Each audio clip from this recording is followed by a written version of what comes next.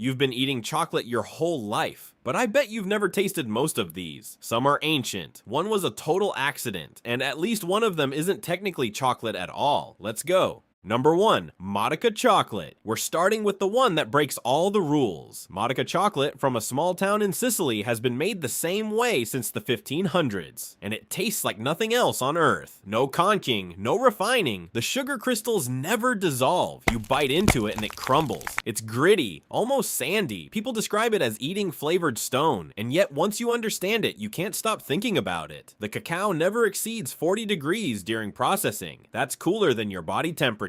Traditional flavors, cinnamon, vanilla, chili, exactly as the Aztecs made it. This isn't artisan, this is the original. Number 2. Gianduja chocolate, Turin, Italy, the Napoleonic Wars. A British naval blockade has just cut off the supply of cacao to Europe. Chocolatiers are desperate, so they do what desperate people do. They improvise. They start mixing ground hazelnuts into their chocolate to stretch it further. That improvisation, it became Gianduja, a smooth, rich, spreadable chocolate with about 30% hazelnut paste, the sophisticated ancestor of Nutella, which was also invented in Italy after World War II when cacao was again in short supply.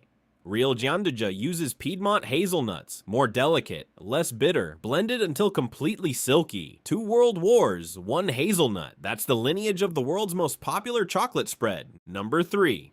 Dark chocolate. Everyone thinks they know dark chocolate. They don't. The Olmec civilization in Mesoamerica was cultivating cacao trees around 1500 BCE. That's over 3,000 years ago. The Mayans and Aztecs valued cacao beans so much they used them as currency. But here's what most people miss. Dark chocolate can range from 50% to 99% cacao. The percentage isn't a quality ranking, it's a flavor map. At 70%, you might taste fruit. At 85%, earth and smoke. At 99%, you're eating something closer to a forest floor than a candy bar. Belgian chocolatiers in the 19th century invented conching, grinding chocolate for hours, sometimes days, to create that smooth melt we expect. Before that, all chocolate was grainy, like Modica. Now you understand why Modica feels radical. Number 4. Blonde chocolate, 2006, Paris. A pastry chef named Frederick Bao leaves white chocolate sitting in a bain-marie and forgets about it. He comes back expecting a burnt disaster. Instead, gold. Literally. The milk solids had slowly caramelized, turning the chocolate a deep amber color, filling the kitchen with the smell of shortbread and salted caramel. He hadn't burned it. He'd unlocked something new. It took Valrhona until 2012 to figure out how to commercialize it as dulce. The science is the Maillard reaction.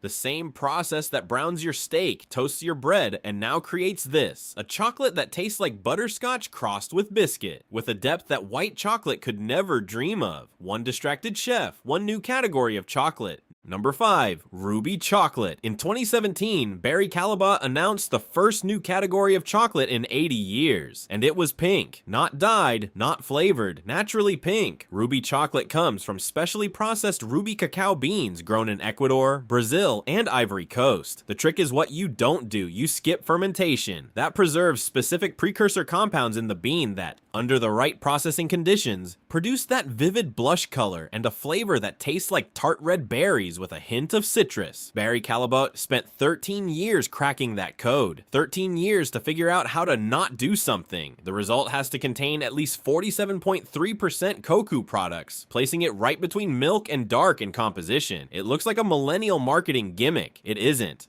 Number 6. Single origin chocolate. There's a village in Venezuela's Chuao region that produces roughly 20 tons of cacao per year. To get there, you take a boat. There are no roads. That cacao is considered by many to be the finest in the world. This is what single origin chocolate is about. Just like wine, the soil, the altitude, the rainfall, the microclimate, all of it ends up in the bar. Madagascar beans taste fruity and acidic. Ecuadorian national cacao has floral notes. Chuao is something else entirely. The craft chocolate movement of the 2000s did to cacao what specialty coffee did to espresso. It made the origin the story. When you eat a single origin bar, you're not just eating chocolate, you're eating a specific place at a specific time, and some of those places are only accessible by boat. Number 7. Milk chocolate. This is the chocolate most people grew up with. and almost didn't exist. Swiss chocolatier Daniel Peter spent 8 years trying to combine milk and chocolate. The problem, water. The water in milk kept causing the mixture to separate or go off. 8 years. Then he talked to his neighbor. His neighbor happened to be Henry Nestle, who had just invented powdered milk, a product designed to preserve milk without refrigeration. Together in 1875, they made the first stable milk chocolate. Now here's the American twist. Hershey's original recipe used partially lipolyzed milk, a technique that introduced a slight sourness to preserve the product before refrigeration was widespread.